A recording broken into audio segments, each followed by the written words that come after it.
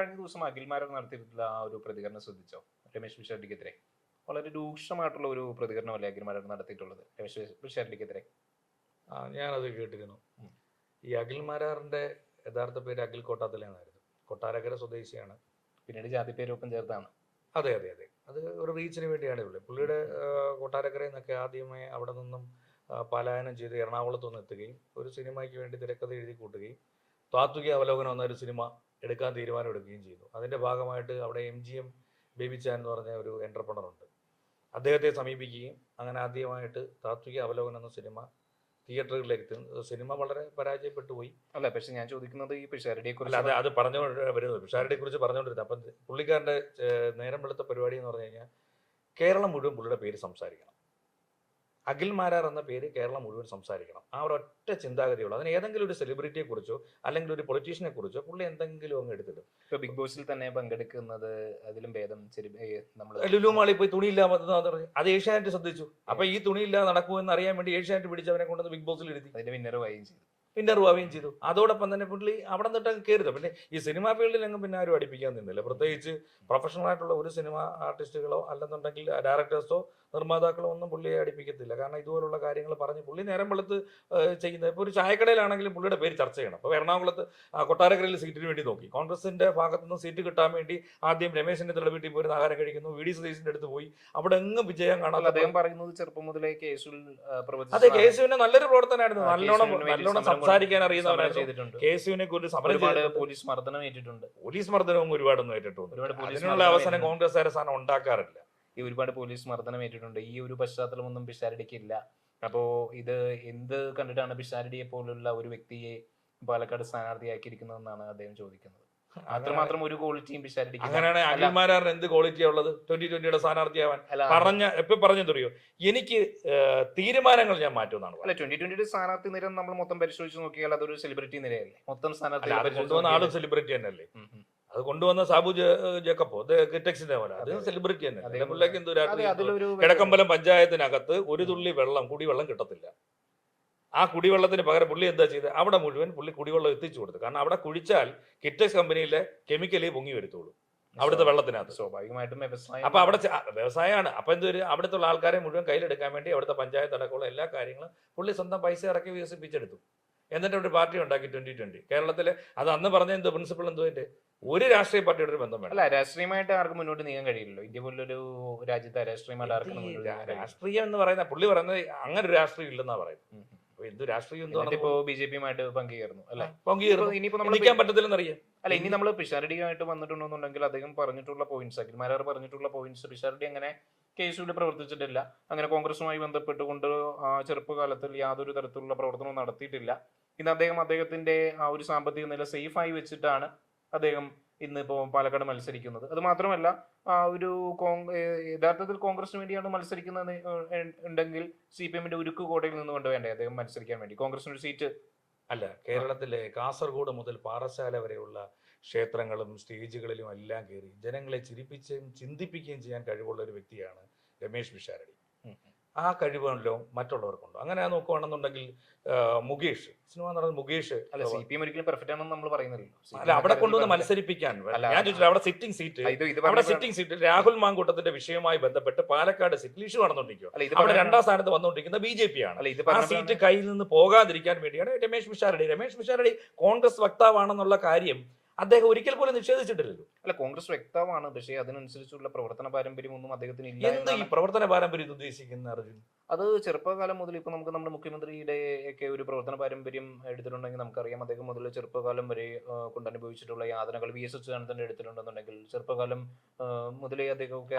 അപ്പൊ കേരളത്തിൽ അങ്ങനെയാണെന്നുണ്ടെങ്കിൽ ഞാൻ ചോദിച്ചോട്ടെ, അവിടെ പ്രവർത്തന പാരമ്പര്യമാണെന്നുണ്ടെങ്കിൽ സരിനെ എന്തിനാ പിടിച്ച് പെട്ടെന്ന് കോൺഗ്രസിൽ കൊണ്ടുവന്ന? അല്ല, അതാ ഞാൻ പറഞ്ഞത്. നമ്മൾ ഒരിക്കലും CPM-നെ ന്യായീകരിക്കുകയല്ല, ഒരിക്കലും CPM-നെ അല്ല, അവിടെ ന്യായീകരിക്കുന്ന മുഴുവൻ എന്തോ രമേശ് പിഷാരടി ഒരു മിമിക്രി താരമാണ്. ഇപ്പൊ തോമസ് ഐസക് കേരളത്തിന്റെ ധനകാര്യമന്ത്രിയായിട്ടിരുന്നതാണ്. പുള്ളി തന്നെ പറഞ്ഞു വളരെ മോശം അഭിപ്രായമല്ലേ പറഞ്ഞത്? അല്ല, അദ്ദേഹം ഒരു ഇത്തരം കോമാളികളെ പിടിച്ചുകൊണ്ട് സ്ഥാനാർത്ഥിയാക്കുന്നത് എന്തിനാണ്? കോമാളി എന്ന് പറയുന്നത് എന്താണ്? ആളുകളെ ചിരിപ്പിക്കുന്നവരെ കോമാളി എന്നാണോ വിളിക്കുന്നത്? ചിരിപ്പിക്കുക. അയാളുടെ സംഭാഷണങ്ങൾ കേട്ടിട്ടില്ലേ? എത്ര മനോഹരമായിട്ടാണ് സംസാരിക്കുന്നത്, എത്ര കാര്യങ്ങൾ ഗ്രഹിച്ചുകൊണ്ട് സംസാരിക്കുന്നത്. എല്ലാ കാര്യങ്ങളെ കുറിച്ച് വ്യക്തമായ വിവരമുള്ളവൻ.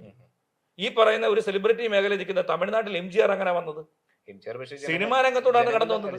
ജനങ്ങളുമായിട്ട് അങ്ങനെ ബന്ധപ്പെട്ടത്. ഇപ്പൊ ഞാൻ ചോദിച്ചോട്ടെ, കേരളത്തിൽ ഏതെങ്കിലും ജനങ്ങളോട് രമേശ് പിഷാരടി മോശമായി പെരുമാറിയിട്ടുണ്ട്? അല്ല, എംജിആറുമായിട്ടൊന്നും എനിക്ക് തോന്നുന്നു നമുക്ക് രമേശ് പിഷാരടി താരതമ്യം ചെയ്യാൻ കഴിയും. അതങ്ങനെ എങ്ങനെ എംജിആർ അങ്ങനെ ആവുന്നത്? കാരണം നാളെ കേരളം അറിയപ്പെടുന്ന ഒരു നല്ല സാമാജികനായി മാറുന്നതിന് എന്തുറപ്പാണുള്ളത്? അല്ല, കാരണം നമ്മുടെ തമിഴ്നാട്ടിലെ ദരിദ്രമായിട്ടുള്ള ഒരു പശ്ചാത്തലത്തിൽ അനുഭവിക്കുന്ന കഷ്ടത അനുഭവിക്കുന്ന ജനങ്ങളിലേക്ക് ഇറങ്ങി ചെല്ലുകയാണ് NBR ചെയ്തിട്ടുള്ളത്. അത് നാളെ ഞാൻ ചോദിച്ചോട്ടെ, അത് അങ്ങനെ ഒരു അനുഭവം പിഷാരടി നടത്തിയതായിട്ട് നമുക്ക് അറിവിലുണ്ടോ? അദ്ദേഹം ആരെയൊക്കെ സഹായിച്ചിട്ടുണ്ട്, അദ്ദേഹം സഹായിച്ചിട്ടില്ല നമുക്ക് പറയാം. എംജിആർ സഹായിച്ചിട്ടുള്ള വ്യക്തികളെല്ലാം നമുക്ക് വ്യക്തമായിട്ട് അറിയാം. എംജിആർ രമേശ് പിഷാരടി എന്ന് വലിയൊരു ഈ പറയുന്ന തമിഴ് സ്വത്വത്തിന്റെ അല്ലെങ്കിൽ തമിഴരുടെ വലിയൊരു ജനകീയമായിട്ടുള്ള പ്രവർത്തനങ്ങൾ നടത്തിയിട്ടുള്ള രമേശ് പിഷാരടി ചെയ്യത്തില്ലെന്ന് ഉറപ്പ്? അല്ല, ഇന്ന് ചെയ്തിട്ടുണ്ടോ?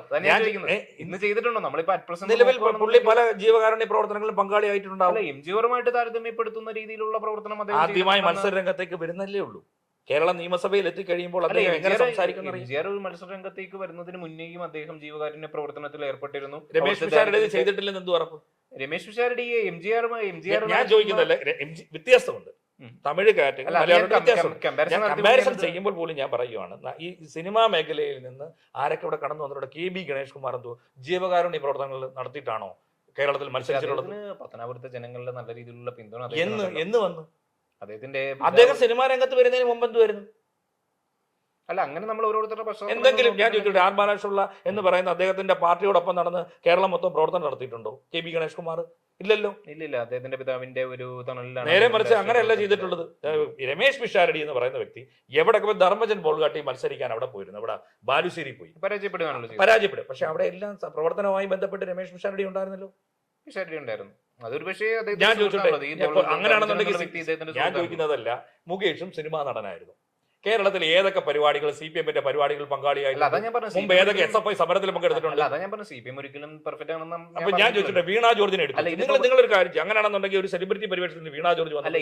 വീണ ജോർജ് എങ്ങനെയായി മന്ത്രി വരെ? ഏത് പാർട്ടിയാണെന്നുണ്ടെങ്കിലും ഇത്തരം സെലിബ്രിറ്റികളെ കെട്ടിയിറക്കുമ്പോൾ അതാത് പാർട്ടിയിൽ പ്രവർത്തിക്കുന്ന വ്യക്തികളാണ്. ഞാൻ പറയുന്നത് സെലിബ്രിറ്റി എന്ന രമേശ് പിഷാരടി എന്ന് പറയുന്ന വ്യക്തി, നിങ്ങൾ പറയുന്ന പോലെ അദ്ദേഹം പാലക്കാട് അനുയോജ്യനായ ഒരു സ്ഥാനാർത്ഥി തന്നെ. അല്ല, ഞാൻ പറഞ്ഞു വരുന്നത് ഇത് ഇത്ര മാത്രമാണ്. ഏത് പാർട്ടി ആയിക്കൊള്ളട്ടെ, ഇത്തരം സെലിബ്രിറ്റികളെ കെട്ടിയിറക്കുമ്പോൾ അതായത് പാർട്ടിയിൽ പ്രവർത്തിക്കുന്ന ആ പാർട്ടി പ്രവർത്തകരല്ലേ അദ്ദേഹത്തിന് വേണ്ടി അവിടെ നിൽക്കുന്നത്? പാലക്കാടുള്ള ഏതെങ്കിലും ഒരു കോൺഗ്രസ് പ്രവർത്തകർ അല്ല, എത്രമാത്രം പാർട്ടി പ്രവർത്തകർ അസ്വസ്ഥരാണ്? ഒരൊറ്റയുടെ പേര് പറയുന്നില്ലല്ലോ. അല്ല, കഴിഞ്ഞ നമുക്കറിയാലോ, ഇതുവരെ ആരും കേട്ടിട്ടില്ല. നമ്മള് കഴിഞ്ഞ ഉപതെരഞ്ഞെടുപ്പ് നടന്നപ്പോഴാണല്ലോ അവിടെ പാലക്കാട് പ്രവർത്തിച്ചുകൊണ്ടിരുന്ന പ്രാദേശിക കോൺഗ്രസ് പ്രവർത്തകർ CPM-ൽ ചേർന്നത്. ഒരുപാട് പേര് CPM-ൽ ചേർന്നിട്ടുണ്ടല്ലോ. അത് സരിൻ വന്നതിന്റെ ഭാഗമായിട്ടായിരിക്കും. സരിൻ വന്നതിന്റെ ഞാൻ ചോദിച്ചോട്ടെ, അവിടെ കമ്മ്യൂണിസ്റ്റ് പാർട്ടിയുണ്ട്. അവിടെ പാലക്കാട് VS അച്യുതാനന്ദൻ അടക്കം മലമ്പുഴ നിന്ന് മത്സരിച്ച് ജയിച്ചു വന്ന അദ്ദേഹമാണ്. അദ്ദേഹത്തിനെ പോലെ പ്രബലനായ കേരളത്തിന്റെ മുഖ്യമന്ത്രിയായിട്ടിരുന്ന അദ്ദേഹം കൂടെ കടന്നുപോയ പാലക്കാട്, ആ പാലക്കാടിൽ CPM-ന് ഒരു സ്ഥാനാർത്ഥി അവിടെ ഇല്ലായിരുന്നു കഴിഞ്ഞ പ്രാവശ്യം രാഹുൽ മാങ്കൂട്ടത്തിനെതിരെ മത്സരിക്കാൻ.